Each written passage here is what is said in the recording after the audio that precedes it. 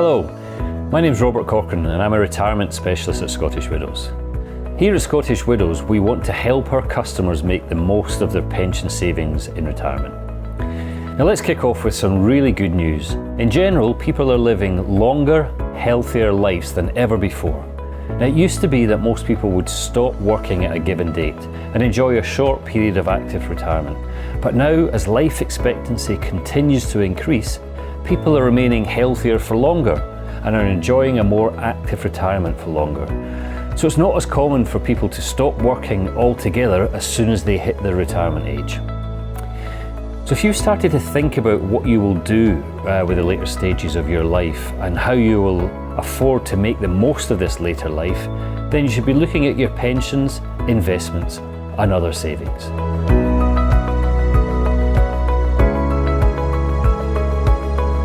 A good starting point is to look at the different pensions that you might already have and what they might give you. If you've lost track of an old pension, you can contact the pension provider who can help directly. You can contact your old employer, and if you don't remember the provider, you can use the government's free service to trace lost pensions. You might also think about combining old pension pots you've built up elsewhere into your Scottish Widows pension. It could save you money and help make planning for the future you want even easier. But before making that decision, you should compare the charges and check if the current provider charges a fee for transferring your pension to Scottish Widows. You should also check if it comes with any features or guarantees that you wouldn't want to lose. These are most common in older policies. Visit your scheme's dedicated website to find out more about what you need to consider before deciding if it's right for you.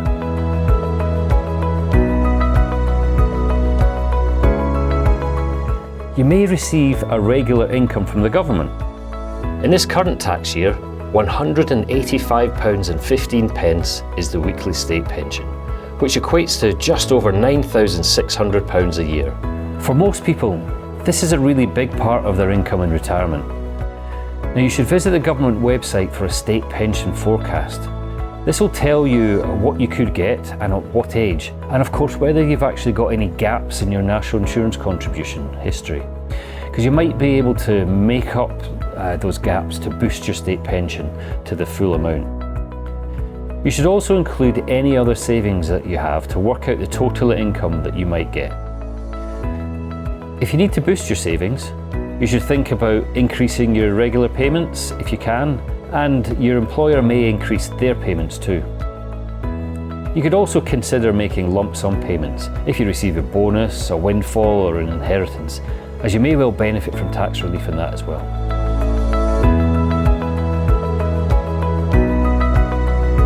So let's spend a few moments looking at how your pension pot could provide you with an income. We now have lots more freedom and choice on how to access our retirement savings. And this gives you the flexibility to use your pension pot to support the changing face of later life. But remember, as life expectancy continues to increase, your retirement income needs to last as long as you do. You have four main options. You can leave your pot invested, you could buy an annuity, you could take it all as one lump sum, or you can take it in several chunks. You can even combine the options to suit your needs. Now let's take each one in turn. An annuity provides you with a guaranteed income for the rest of your life, so you'll know exactly what you're getting and when. There are different types of annuities, but most pay a guaranteed amount until you die, and some will continue paying to your spouse after you die. As a general rule, the older you are, or if you're in poor health when purchasing an annuity, the higher the income you will receive, as the provider is expected to pay out for a shorter amount of time. An annuity once set up cannot be changed, so take care and make sure it's the right one for your circumstances. If you want flexibility, you can move your pension into a drawdown plan. This allows you to take money from your pension when you like, taking as much money as you need. And you can do this in one of two ways. You can choose to take money from your pot as a number of lump sums.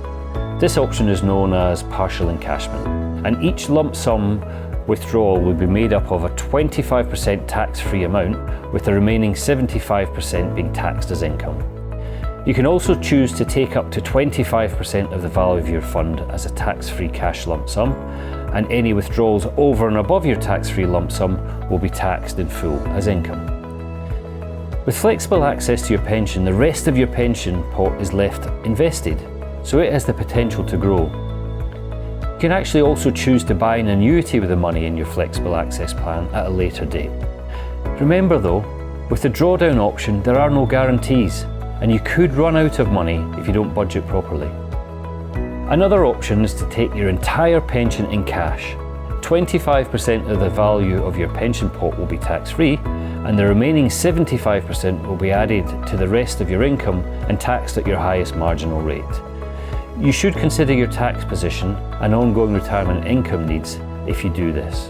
Now, if you don't need access to the money yet, you might want to just think about leaving it invested. It will continue to receive all the tax benefits of a pension plan, even if you're not working. For most people, retirement is no longer a single date in the diary, and you may plan to reduce your working hours or do some other part-time work in later life. Combining these different pension options to suit your needs could help you make the most of your income in retirement and give you the flexibility required to cope with your different needs as you settle into this later stage of your life. Now, no matter what type of pension you have, you should make sure that you've nominated a beneficiary, as this will let us know who you would like to leave your pension to, should you die. Now, we're not legally bound by your nomination, but it will be taken into account when paying any death benefits.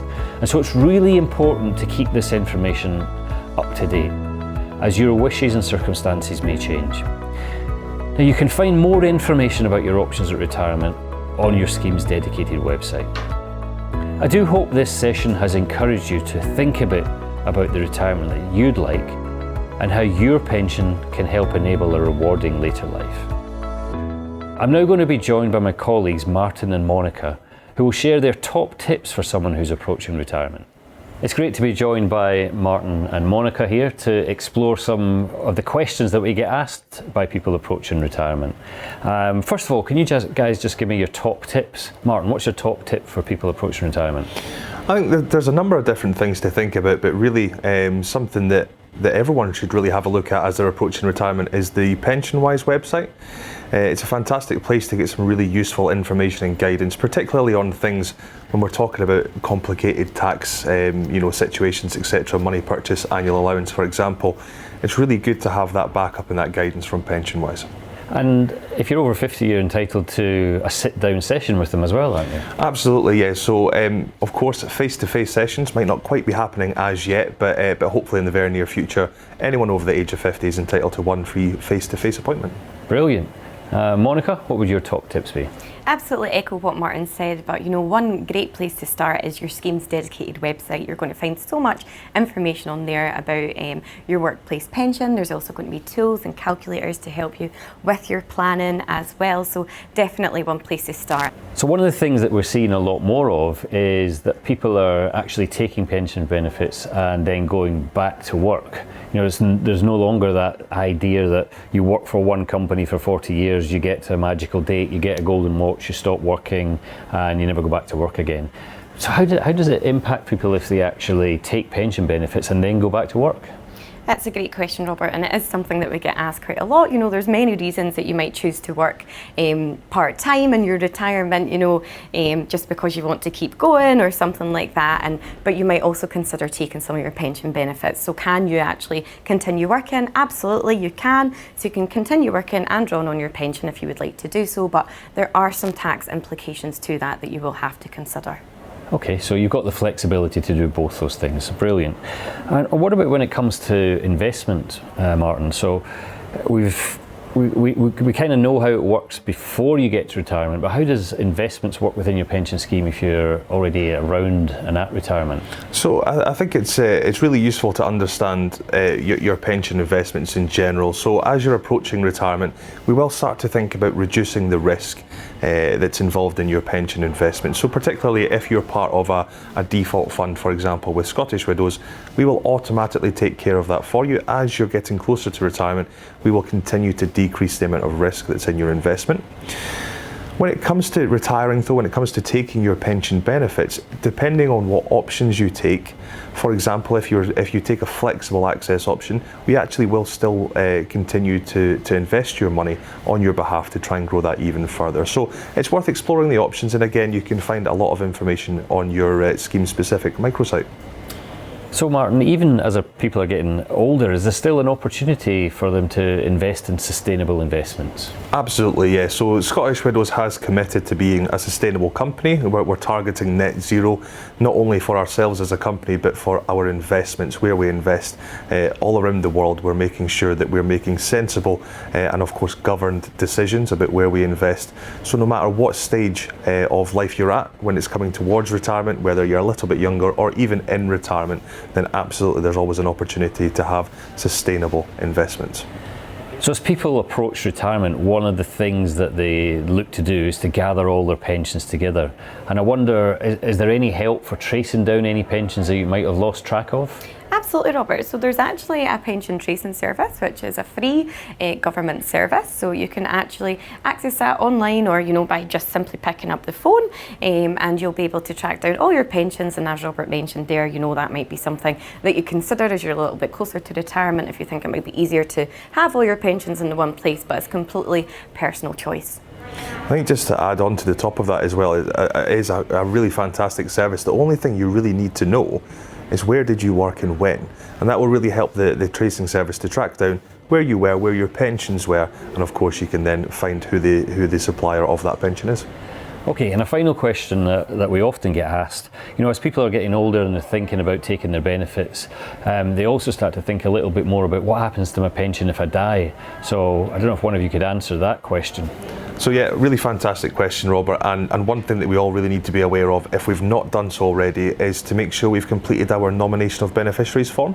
Now you can do that normally online, or you can download a copy through the Scottish Widows website. It's really easy to complete, usually just takes a couple of moments.